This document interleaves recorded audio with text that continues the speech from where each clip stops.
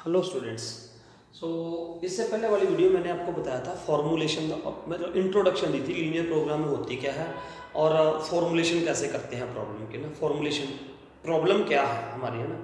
तो अब हमने इसमें सीखना है उसका। देखो, फॉर्मूलेशन प्रॉब्लम तो होगी थी, कोई किसी को प्रॉफिट को मैक्सिमाइज करना है, कॉस्ट को मिनिमाइज करना है ना, रिसोर्सेज को मिनिमाइज करना है।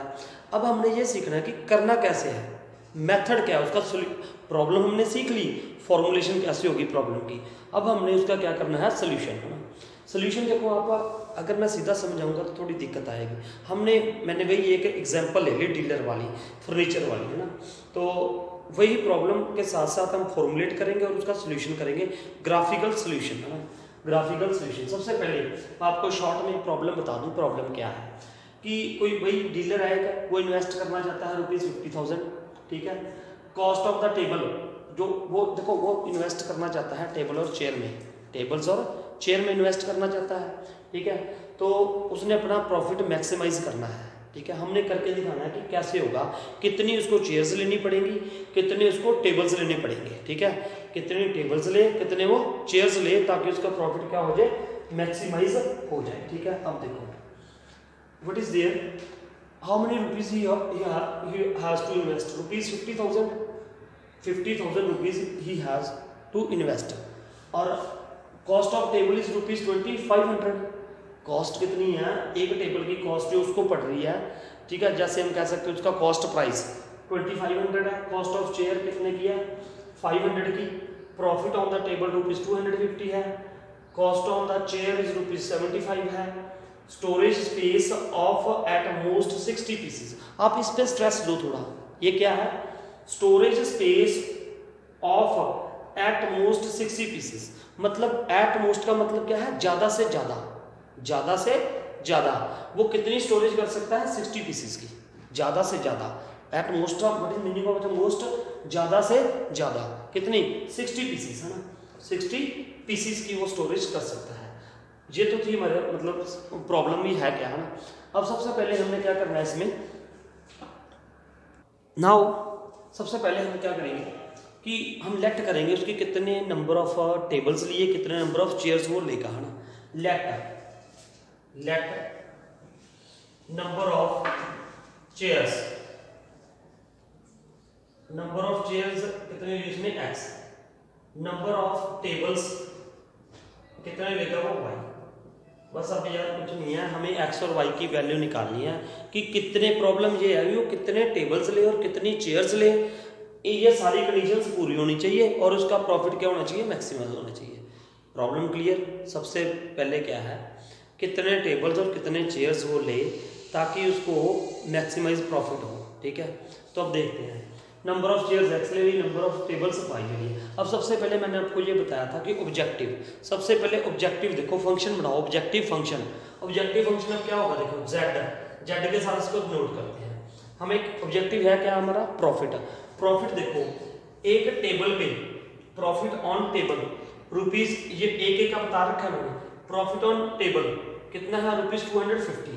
टेबल लेगा कितने वो, y। कितना टेबल लेगा, y। तो यहाँ पे क्या आ गया, 250 y, क्योंकि एक पे 250 हो रहा है, तो y टेबल से लेके वो सेल करेगा, है ना, सोल्ड करेगा, तो कितने 250 y हो जाएगा। और चेयर्स कितनी है, उसके पास x है। एक चेयर पे कितना फायदा हो रहा है उसको, ₹75 का। जब x ये प्रॉफिट हो रहा है ना, देखो प्रॉफिट ऑन वन चेयर ₹75 है, तो नंबर ऑफ चेयर्स कितनी है, x है। तो x चेयर्स बेच के उसको कितना प्रॉफिट होगा, 75x। तो उसका ऑब्जेक्टिव हमारा क्या बन गया, ऑब्जेक्टिव क्या है, 75x + 250y। ये सबसे पहले आपने क्या कर लेना, ऑब्जेक्टिव। अब जो कंसंट्रेंट्स हैं, सब्जेक्ट टू कंसंट्रेंट्स, जो कंसंट्रेंट्स हैं वो क्या क्या आएंगे, सबसे पहले चेयर और टेबल है वो क्या होंगे, पॉजिटिव होंगे।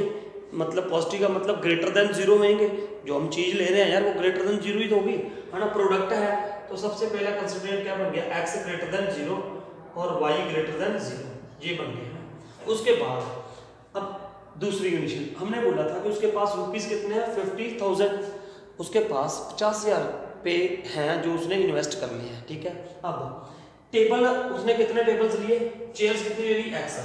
चेयर्स कितनी ले ली x। एक चेयर की कॉस्ट कितनी है, एक चेयर की 500 है, एक चेयर की कॉस्ट कितनी है 500, उसने कितनी चेयर्स ली x, तो टोटल रुपीस कितने हो गए 500x, मतलब यार एक की कॉस्ट कितनी है 500 है, एक चेयर की x चेयर्स की कितनी होगी 500x प्लस, अब ये तो थी चेयर्स, टेबल्स कितने लिए उसने, टेबल्स y लिए, एक टेबल की कॉस्ट कितनी है ₹2500, तो 2500 की एक टेबल है और टेबल्स लिए कितने उसने y, तो 2500 y is the cost of y tables. अब ये क्या होना चाहिए, this should be less than or टू व्हाट 50,000, ये क्या होना चाहिए लेस देन 50,000 है ना, लेस देन क्या होना चाहिए 50,000 होना चाहिए, ठीक है। उसके बाद अब नेक्स्ट क्या करेंगे हम, स्टोरेज है ना, स्टोरेज कितने की है 60 पीसेस की स्टोरेज है, कितने पीसेस की 60, इसको ना थोड़ा शॉर्ट कर लो ना, शॉर्ट मतलब इसमें से कॉमन निकाल लो, क्या कॉमन निकाल सकते हैं हम 500, फिर ग्राफ बनाना आसान हो जाता है, ठीक है। तो ये क्या हो गया x प्लस यहाँ पे आप क्या लिख दोगे 5y is less than or टू 50,000, ठीक है। जब 2 0 से इधर आके डिवाइड हो जाएगा ना, यहाँ से 500 में हटा के, स्पेस कम है इसलिए मैं इधर कर रहा हूँ, चलो आप लिख दोगे तो भी कोई दिक्कत नहीं है, x plus 5y less than or टू 50,000 अपॉन 500, तो 2 0 कैंसिल, ये कितना आ गया 100 आ गया, तो हमारा कंसंट्रेट क्या बन गया x plus 5y less than or to 100, ठीक है। ये कंसंट्रेट बन गया, एक ये बन गया, एक ये बना हुआ है हमारा, एक ये है। अब नेक्स्ट एक ये कहा था उसने स्टोरेज है ना, स्टोरेज से बनेगा storage space of at most rupees 60 pieces, ज़्यादा से ज़्यादा वो कितने पीसेस ले सकता है, मतलब ले तो सकता है, ज़्यादा ले भी ले, लेकिन उसके पास स्टोरेज भी कैपेसिटी भी तो होनी चाहिए ना, अरे यार एक दिन में थोड़ी बिक जाएंगे, ठीक है। तो ये क्या होगा 60 pieces x plus y less than or to 60, less than or to to होना चाहिए 60 होना चाहिए। अब ये चार कंसंट्रेंट्स बन गए 1 2 3 4, अब हमने करना है इसका सोल्यूशन है ना, सोल्यूशन कैसे करते हैं, सबसे पहले इसका क्या बनाना पड़ेगा हमें ग्राफ, जो हमने +1 में सीखा है ना। अब मैं आपको सिखाता हूँ इसका ग्राफ बनाना, ये मैं थोड़ा सा रब करके इधर आपको अच्छे से बताऊंगा, मैं सिर्फ ये कंसंट्रेंट्स लिख रहा हूँ यहाँ पे, z इज इक्वल टू क्या था, ये प्रॉब्लम रब कर दूँ, प्रॉब्लम तो मेरे ख्याल से आपको समझ आ गई है ना, ये रब कर रहा हूँ मैं यहाँ से, ये रब कर देते हैं यहाँ से ना, ये देखो अब क्योंकि मेन आज का टॉपिक हमारा इसका सोल्यूशन करना है ना, तो ये बन गया z is equal to 75x plus, ये फॉर्मुलेशन किया हमने अभी, प्रॉब्लम को फॉर्मुलेट किया है, और कंसंट्रेंट्स क्या है x greater then 0 y greater than 0, नहीं इक्वल टू 0 आप लगा भी सकते हो, नहीं भी x, और आगे क्या था 500x, नहीं जब सीधा हम वही लिखेंगे ना, क्या लिखेंगे यहाँ पे ये वाला x प्लस वाई, ये ग्रेटर देन इक्वल टू 0 इसे ऐसे आ गया ना, क्यों आया ग्रेटर देन इक्वल टू 0, क्योंकि ये भी हो सकता है ना वो चेयर्स ले ही ना, उसको ऐसे लगेगा कि टेबल्स भी फायदा हो रहा है, वो तो हमें सोल्यूशन निकालने के बाद पता चलेगा, ठीक है। तो दूसरा क्या था x plus y less than or to 60, and एक क्या आया था जी x plus 5y less than or to 100, ये चार आ गए ना। अब इनका हमने क्या बनाना है ग्राफ, जो कि आप +1 में बनाते आए हैं, +1 में देखो इधर ध्यान से, आप ये टॉपिक समझ लो ना अच्छे से, उसके बाद आप क्वेश्चंस खुद सॉल्व कर सकते हो, ठीक है। अब देखो इसका ग्राफ बनाने के लिए सबसे पहले हमने ये किया, ये देखो यहाँ पे, ठीक है, ये मैंने ऐसे ग्राफ यहाँ पे एक्स एक्सिस इसको थोड़ा बढ़ा दो ना, नेगेटिव में वैसे ही जाएगा नहीं, ठीक है। ये आता है, ये एक्स एक्सिस है, ठीक है, ये वाई एक्सिस, ठीक है, ये क्या होगी वाई एक्सिस, ठीक है।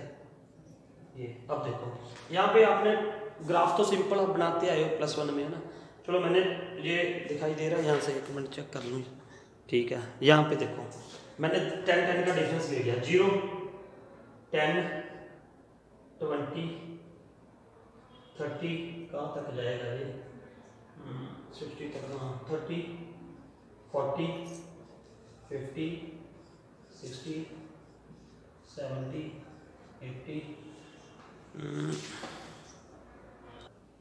यस नाउ मैंने ये ग्राफ बना दिया यहाँ पे 10 20 30 ये लिख दिए। अब देखो सबसे पहले मैं इस इक्वेशन को उठाता हूँ x plus y less than or to 60, ये आ गया।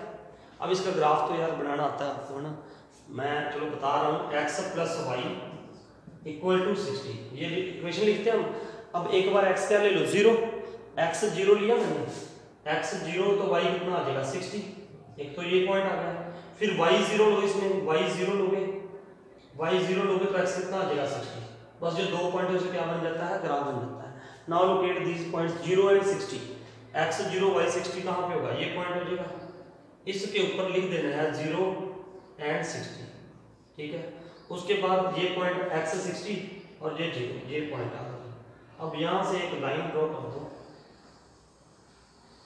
ये लाइन होगी ना, ये यहाँ पे लगा दो, यहाँ थोड़ी सी होगी ना, ये इसके ऊपर आपने लिखना भी है, ये किसका था, x plus y less than or to 60, है ना, इसका ग्राफ था, ये हो गया, ठीक है। अब दूसरी लाइन का बनाते हैं, पहले दो ही तो मेन है, वो तो x ग्रेटर देन 0 और y ग्रेटर देन 0 तो आपको पता ही है ना। ये आ गई जी x plus 5y less than or to 100। अगर x 0 लूँ मैं, x क्या ले ली 0, तो y कितना आ जाएगा 20, y क्या आ गया 20 आ गया। x 0 लिया तो y कितना आ जाएगा 20। उसके बाद y 0 लिया, अगर y 0 ले लोगे, y यहाँ पे 0 आ गया, 0 तो x कितना आ जाएगा 100। तो ये पॉइंट्स लोकेट करने पड़ेंगे। सबसे पहले 0 एंड 20 है ना, 0 एंड 20, x 0 y 20, ये पॉइंट आ गया। यहाँ इसके ऊपर लिखना है हमने क्या, 0 एंड 20 ना। उसके बाद कौन सा है 100, x 100 एंड 0, x 100 ये रहा, x 100 और ये क्या है 0, है ना, ये पॉइंट आ गया, यही आएगा। देखो x 0 लिया पहले मैंने, x क्या लिया 0, y क्या आ गया 20, उसके बाद ये क्या ले लिया हमने y 0 लिया, इसमें y 0 तो x कितना आ जाएगा 100, है ना, ये पॉइंट्स आ गए। अब इसका क्या बनाएंगे हम, ग्राफ बनाएंगे ना। हाउ यू विल मेक, इसको बस ज्वाइन करना है हमने, और क्या करना है, कुछ भी नहीं करना, ज्वाइन कर दो। अब इसको देखो, इसको क्या कर दो, ज्वाइन कर दो, है ना, we have to join this, ठीक है। एक वो लाइन रही, एक ये भी, है ना, 60 वाली होगी। अब इसको बना दो, है ना, ये हो गया। अब यहाँ पे 0 20, ठीक है। अब इसका हमने क्या बना दिया, लाइन ड्रॉ कर दी इसकी भी ना, 0 20 लेके 0 20 और 100 और 0, ये आ गया, ये लाइन ड्रॉ कर दी मैंने, ये होगी। अब इसका हम सोल्यूशन निकालेंगे। जैसे अभी तक हमने लीनियर प्रोग्रामिंग का सिर्फ फॉर्मुलेशन की थी प्रॉब्लम को, और अभी तक हमने इसका क्या बनाया, ग्राफ ना। अब इसका सोल्यूशन क्या होगा, सबसे पहले ये देखो सोल्यूशन कैसे देखते हैं। सबसे पहले मैंने ये थे 4, x ग्रेटर देन इक्वल टू 0, x ग्रेटर देन इक्वल टू 0, इधर रहेगा, ये सारा सोल्यूशन आ गया इसका, x ग्रेटर देन 0 का इधर वाला ये पार्ट सारा ना, x से इधर वाला पार्ट इसका सोल्यूशन हो गया, ठीक है। y ग्रेटर देन 0 तो ये वाला पार्ट होगा ऊपर वाला, है ना, ये कॉमन सोल्यूशन आ गया। अरे मेन हमने इन चारों का कॉमन सोल्यूशन निकालना है ना। अभी क्या निकालना है, चारों का कॉमन सोल्यूशन। ये जो चार इक्वेशंस है, x ग्रेटर देन 0 की लाइन कौन सी है, x ग्रेटर देन 0 की ये लाइन होगी, है ना, तो y ग्रेटर देन 0 की होगी, एक x ग्रेटर देन इक्वल टू 0 की होगी ना। तो ये लाइन भी ड्रॉ करनी है, लेकिन ये ऑलरेडी ड्रॉ है लाइंस, ठीक है, ये होगी, ठीक है। ये किसकी लाइन है, ये x इक्वल टू 0 की है, y इक्वल टू 0 की। ये देखो ना यार, अगर x इक्वल टू 5 है तो वो किसी की ऐसे लाइन पैरेलल टू क्या होती है, y एक्सिस ऐसे आती है, x इक्वल टू क्या है 5, तो वो कहाँ पे आएगी, यहाँ पे 5 होगा, ऐसे इसके पैरेलल आ जाएगी, तो ऐसी पैरेलल टू y एक्सिस आएगी, ठीक है ना, मेरी बात समझो। x इक्वल टू क्या है 5, जहाँ ये देखो y इज इक्वल टू क्या है 2, y इज इक्वल टू 2, तो ये कहाँ पे आएगी line, y is equal to 2, यहाँ पे ऐसे आ जाएगी, y इज इक्वल टू 2 ऐसे, y इज इक्वल टू 1 ऐसे है, तो y इज इक्वल टू 0 की ये लाइन होगी, कौन सी, ये y इक्वल टू 0 की लाइन होगी, ये x इक्वल टू 0 की लाइन होगी, ये आपने याद रखना, ठीक है। उसके बाद दोनों का सोल्यूशन ये हो गया। अब x plus y less than or to 60, ये इसकी इक्वेशन ये थी, इसकी ये किसकी इक्वेशन थी, x plus y less than or to 60।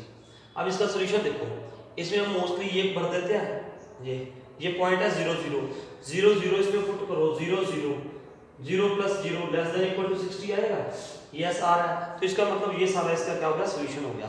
अब इससे बाहर नहीं जाना, ये इसका सोल्यूशन होगा ये सारा इस लाइन के अंडर ये वाला। इधर भी नहीं आएगा, क्यों नहीं आएगा? क्योंकि ये x ग्रेटर देन इक्वल टू 0 में अभी तक का ये क्या हो गया, ये और ये दोनों पोर्शन हो गए, ठीक है। अब देखो x plus y y less than or to 100, उसकी लाइन ये आई है x plus y less than or to 100, ये थी इसकी। अब यहाँ पे क्या पुट करोगे आप, 0 0 पुट कर दें ये पॉइंट। वैसे तो कोई भी पॉइंट पुट करके देख सकते हैं जिस पे आप डेड श्योर हो। देखो अब ये लाइन थी इसकी, मुझे पता था कि ये पॉइंट है, ये कौन सा पॉइंट 80, ये वाला 20 और मान लो 80, 20 और 80, 20 और 80, मुझे पता है ये इधर है, इसके इधर है इस लाइन के, इसको भी पुट करके देख सकते हैं हम इसमें, ठीक है। अगर इसको सेटिस्फाइड करेगा तो ये वाला सॉल्यूशन होगा, अदरवाइज इधर वाला सॉल्यूशन होगा। लेकिन हम मोस्टली क्या कर लेते हैं 0 0 ना, 0 0 पुट। देखो ये उस बच्चे के लिए उसको समझ आएगा जिसने ग्राफ जिसको बनाना आता है ना, +1 में सीख रखा है अच्छे से, इसलिए मैं थोड़ा शॉर्ट में बता रहा हूँ ये, है ना। क्योंकि मुझे आज यहाँ पे क्या टॉपिक बताना है, सोल्यूशन इसका, है ना। मेनली सोल्यूशन है, वो आगे बहुत बढ़िया कंसेप्ट बताऊंगा आपको सोल्यूशन कैसे करना है, ठीक है। अब यहाँ पे ये क्या हो गया, मान लो मैंने 0 0 पुट कर दिया, 0 + 0 लेस देन इक्वल टू 100 है, यस है, तो इसका मतलब ये इसका क्या हो गया, इसका सोल्यूशन कौन सा हुआ, इसका मतलब इसका सोल्यूशन कौन सा हुआ, देखो ये वाला सोल्यूशन हुआ ना, इस लाइन के इधर आया सोल्यूशन, इस लाइन के इधर सोल्यूशन आ गया, ठीक है। मेरी बात समझो, इस लाइन के इधर सोल्यूशन आ गया। अब एक का सोल्यूशन ये था सारा, एक का ये था, उसके बाद इसका सोल्यूशन कौन सा था, ये सारा, तो इसमें कॉमन सोल्यूशन जो आ गया वो कौन सा आ गया, ये वाला आएगा, ये या मैं ये लाइन कर रहा हूँ, ये कॉमन सोल्यूशन आ गया, देखो ये क्या आ गया, कॉमन सोल्यूशन आ गया, ये इसका क्या आ गया, कॉमन सोल्यूशन आ गया। अब ध्यान से देखो, ये कॉमन सॉल्यूशन पता चल गया ना आपको, ये कैसे आया, यहाँ तक तो यार +1 में कर रखा है आपने, नो प्रॉब्लम। आगे जो मैंने बताना है वो ये देखो, ये सॉल्यूशन आ गया, इसको बोलते हैं फिजिबल रीजन। इसको क्या बोलते हैं, feasible region, feasible region, feasible region, ठीक है। अब एवरी पॉइंट जो भी पॉइंट इसके ऊपर है, इसके अंदर है, जो भी पॉइंट इस फिजिबल रीजन के अंदर है, उसको उस हर एक पॉइंट को हम क्या बोलेंगे, फिजिबल सॉल्यूशन, फिजिबल सॉल्यूशन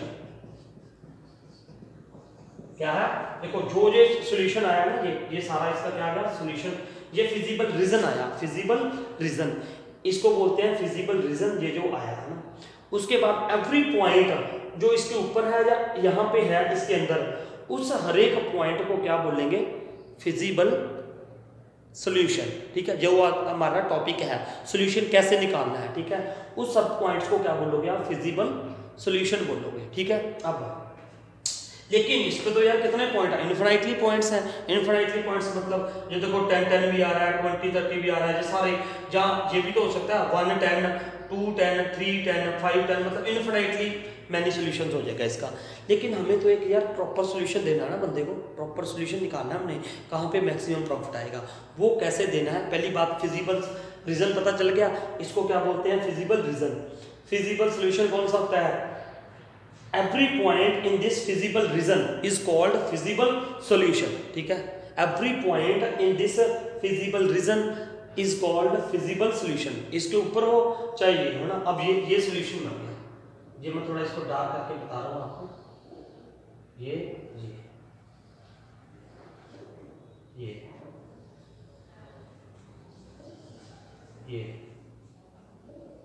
इसके अंदर, ठीक है, ये आता है। अब ये देखो, आप इसको नेमिंग भी कर सकते हो, देखो मैंने यहाँ पे नेमिंग कर दी, मान लो ये O था, O A B और C, O A B C O इस ऐसे लिख दो इसको, O A B C, O A B C, ठीक है। ये इसका क्या हो गया, फिजिबल रीजन हो गया, और every point in this is feasible solution, ठीक है। अब लेकिन हमें तो यार मैक्सिमम दिखाना है ना, ये तो बहुत सारे पॉइंट्स हो गए। अब देखो इसका मेथड क्या है आप इसको सॉल्व करने का, ठीक है। अब आपने क्या करना है जी, और हाँ एक और इनविजिबल सॉल्यूशन, इनविजिबल रीजन कौन सा होगा, इसके बिना सारा जो है वो क्या है, इनविजिबल रीजन है, और इनविजिबल सॉल्यूशन लगा लो, है ना, जो नहीं है इसका। अब देखो, अब आपने ऑब्जेक्टिव पे आ गए, z इज इक्वल टू क्या है 75x प्लस 250y, ये लिख लिया। अब देखो ये इसको बोलते हैं बाउंडेड रीजन। अब जो इसका रीजन आ रहा है ना, कौन सा सॉल्यूशन वाला रीजन जो आया वो क्या है, बाउंडेड है। ये क्या है, बाउंडेड रीजन, बाउंडेड, ठीक है। ये रीजन कौन सा है, बाउंडेड। बाउंडेड मतलब एक पॉलीगन है, ये एक क्या है, पॉलीगन, बाउंडेड की बाउंड है ये इसके अंदर, ये पॉलीगन है ना, बाउंडेड रीजन है, बाउंडेड रीजन, बाउंडेड रीजन आता है। ये इसलिए लिखा मैंने क्योंकि अनबाउंडेड भी आएगा, अनबाउंडेड के लिए एक अलग है थोड़ा सा, है ना, पहले बाउंडेड के लिए बता रहा हूँ मैं। अब ये जो आपको ये पॉलीगन दिख रहा है ना, इसके सारे के पॉइंट्स लिख लो। ए के क्या पॉइंट्स है, पहले यहाँ से शुरू करो ना, 0 0, ये पॉइंट्स लिख लो, 0 0, ठीक है। उसके बाद ये कौन सा है, 0 20, ठीक है, कोमा, इसके कॉर्नर्स के पॉइंट लिखने हैं। इसको कॉर्नर मेथड भी कहा जाता है। देखो किसके, ये एक वो बन गया ना, क्या बन गया, पॉलीगन बन गया। इस पॉलीगन के जो कॉर्नर्स के वर्टिसेस हैं, जो इसके क्या हैं वर्टिसेस, उन सबके क्या लिख लो, पॉइंट। देखो मैंने बोला ना बाउंडेड रीजन तभी बनेगा, बाउंडेड रीजन बनेगा तो इसका मतलब वो कोई पॉलीगन बनेगा, ठीक है। उस सबके वर्टिसेस के सारे, ये एक वर्टेक्स ये हो गया, एक ये हो गया, एक ये हो गया, एक ये हो गया। ये पॉइंट कौन सा है इसका, 60,0। इस पे ध्यान देना, कई बच्चे ना 60 0 0 60 लिख देंगे तो सारा गलत हो जाता है, ठीक है। अब आ गई ये, इसके पॉइंट कैसे निकालें, इसके पॉइंट से कैसे निकालें। एक तो ये है ना, अगर तो आप ग्राफ पे बना रहे हो ना, ग्राफ पे बनाओगे तो बिल्कुल एक्यूरेट भी आ सकते हैं। कहाँ से, यहाँ से हम ये एक्स लिख लें और यहाँ से क्या देख लें, वाई देख लें। लेकिन मैं ग्राफ पे नहीं बना रहा था, प्लेन पेज पे बना रहा हूँ, तो इसका बोर्ड पे बना रहा हूँ, इसका मतलब मुझे निकालने पड़ेंगे, है ना। आप भी एक बार निकाल के कन्फर्म कर लो। अब इसके इंटरसेक्शन पॉइंट है जी, आप सिंपल सा ना, ये सिंपल आपको पता है, ये कैसे निकालोगे। इसकी ये लाइन थी, इसका क्या इक्वेशन थी, x plus y is equal to क्या थी, 60, ठीक है। और दूसरी ये लाइन है ना, देखो ये भी बहुत इंपॉर्टेंट है, ये आपने ये देखना है कि कौन सी लाइन है, ये है एक ये है। इन दोनों लाइनों का क्या, इन दोनों लाइनों का इंटरसेक्शन पॉइंट निकालना है, जो हम 10th में करके आए हैं ना। इस लाइन की इक्वेशन क्या थी, x plus 5y is equal to 100। अब इसको सॉल्व कर लो आप, कैसे देखो ये कौन कौन सी इक्वेशन लिखी है मैंने, एक ये लाइन थी, एक ये लाइन थी, इन दोनों का इंटरसेक्शन पॉइंट b था, उसके कोऑर्डिनेट्स मुझे चाहिए, है ना। तो ये कैसे निकालोगे, इसको माइनस कर देते हैं ना, माइनस माइनस माइनस, तो ये क्या हो गया, कैंसिल हो गया, तो ये क्या आ जाएगा, -4y इज इक्वल टू, ये कितना आ जाएगा, -40, ठीक है। माइनस के साथ minus cancel, y is equal to क्या आ गया, 10 आ गया, y इज इक्वल टू क्या आ गया, 10। जब y 10 आ गया तो x कितना आ जाएगा, इसमें पुट कर दो, ये कितना आ जाएगा, 50 आ जाएगा। y 10 आया तो x कितना आ जाएगा, 50, है ना। तो ये इसके कोऑर्डिनेट्स क्या हो गए जी, 50, 10, ठीक है, 50, 10 आ गया, ठीक है। अब देखो, अब इसको रब कर दूं, चार पॉइंट्स मिल गए हमें, चार। अगर इसके 4 कॉर्नर हैं, 4 वर्टेक्स है तो 4 पॉइंट्स लिखोगे, अगर 5 है तो 5 लिखोगे, 3 आ गया तो 3 लिखोगे, ठीक है। ये सिर्फ उसके लिए, किसके लिए, बाउंडेड रीजन के लिए। अब देखो उसके बाद क्या है, यहाँ पे नेक्स्ट पॉइंट क्या लिखोगे, 50 एंड 10, 50 एंड 10, ठीक है। अब इन पे इसकी वैल्यू चेक करोगे आप, ऑब्जेक्टिव की। ऑब्जेक्टिव क्या था, z इज इक्वल टू क्या था, 75x प्लस 250y। अब यहाँ पे ये 1 बाय 1 ये पॉइंट पुट करते रहो, x0 y0 ये तो 0 ही आ गया, 0 आ गया। उसके बाद ये टेबल की टाइप आप ऐसे बना दोगे, ठीक है, ऐसे टेबल टाइप बना देना। अब 0 एंड 20, x0, x क्या पुट करोगे, 0, x0 है तो y कितना हो जाएगा, z इज इक्वल टू, ये प्रॉफिट आया ना, ये 0 हो गया तो ये y 20 पुट किया हमने, 20 पुट करोगे तो 2 0 25 50, 5000 आएगा, इसमें व्हाट इट विल कम 5000 आ, ठीक है। तो यहाँ पे आप क्या लिख दोगे, 5000 लिख दोगे यहाँ पे, 5000। अब अगर मान लो उसके बाद नेक्स्ट पॉइंट पुट करो, नेक्स्ट पॉइंट कौन सा, 60 एंड 0, तो यहाँ पे क्या होगा, 75 इंटू 60 प्लस ये 0 हो जाएगा, तो ये कितना आ जाएगा, 0 30, 4500। उसके बाद कौन सा पॉइंट पुट करना है जी, 50 और 10 है ना, 75 इंटू 50 प्लस 250 इंटू 10, ठीक है, ये कुछ करोगे। Now what will become this 0, ये आ गया, ये कितना आ गया 2500, तो इट विल बिकम आ जाएगा जो 3 0 0 5, ठीक है, नहीं सॉरी 0 5, फिर 5 और 7 12, और ये आ जाएगा, इसको प्लस कर लो यार, 0 0 5 7 5 12 6 आ गया, ये आ गया, ठीक है। अब ये आ गया, अब इसमें से देखो मैक्सिमम कौन सा है, मैक्सिमम प्रॉफिट, ये जेड की वैल्यू आ रही है ना, किस मैक्सिमम कौन सी आ रही है ये, तो ये क्या होगी मैक्सिमम वैल्यू, मैक्सिमम वैल्यू, तो ये हमें मैक्सिमम प्रॉफिट देगा।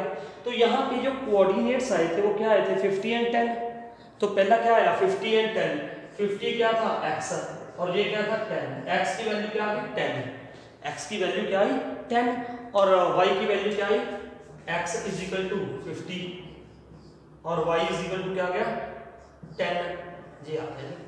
अब इसकी मैक्सिमम वैल्यू कहाँ पे है, कौन सी मैक्सिमम प्रॉफिट कितना होगा 6250 मैक्सिमम प्रॉफिट होगा, और कहाँ पे होगा कब होगा, जब वो क्या ले लेगा 50x, क्या माना था हमने x बिगिनिंग में, क्या माना था हमने, आई थिंक x हमने क्या माना था बिगिनिंग में, x टेबल माने थे, चेयर माने थे, चेयर मानी थी मेरे ख्याल से, x क्या मानी थी चेयर्स, तो इतनी तो वो चेयर्स ले लेगा, और y टेबल्स कितने लेने पड़ेंगे उसे 10, देखो अब अगर वो 10 टेबल्स लेता है और 50 चेयर्स लेता है तो उसे मैक्सिमम प्रॉफिट होगा। तो ये था हमारा, इसका सोल्यूशन कैसे करना है ना, विद एग्जांपल, मेरे ख्याल से आपको समझ आ गया होगा। कुछ नहीं करना आपने, सबसे पहले तो जो कंसंट्रेंट्स हैं उसका क्या बनाना है, ग्राफ बनाना है, उसका क्या बनाओगे आप, ग्राफ बनाओगे, ठीक है। ग्राफ बनाने के बाद, ग्राफ बनाने के बाद आपने क्या करना है, ये अगर तो वो बाउंडेड रीजन है, 2 टाइप्स हैं आगे, अगर तो ये बाउंडेड है, ये बाउंडेड के लिए बताया मैंने अभी, जो भी ये पॉलीगन बन रहा है उसके सारे वर्टेक्स लिख लेने हैं, वर्टिसेस लिख लिए, ये लिख लिए, उसके बाद इनकी वैल्यू किस में पुट करनी है, ऑब्जेक्टिव फंक्शन में, ऑब्जेक्टिव फंक्शन सबसे पहले लिखना है, ठीक है। अरे यार प्रॉफिट है तो सबसे पहले लिखो ना z = 75x + 255, तो इसमें ये वैल्यूज पुट कर रहे हो, जहाँ पे मैक्सिमम वैल्यू आ रही है वो मैक्सिमम होगी, और कौन से पॉइंट्स पे होगी, जो ये पॉइंट्स पे आ रही है 50 एंड 10 पे, ठीक है। ये था बाउंडेड रीजन के बारे में। अब है जी नेक्स्ट टॉपिक हमारा, अगर ये अनबाउंडेड आए तो, अगर क्या आ जाए अनबाउंडेड आए तो, ठीक है। तो अनबाउंडेड के लिए मैं आपको एक और एग्जांपल वही लूंगा ना जिस पे अनबाउंडेड आए, तभी फायदा है, तभी आपको समझ आएगा। तो अब मैं अनबाउंडेड वाली एग्जांपल ले रहा हूँ, ठीक है।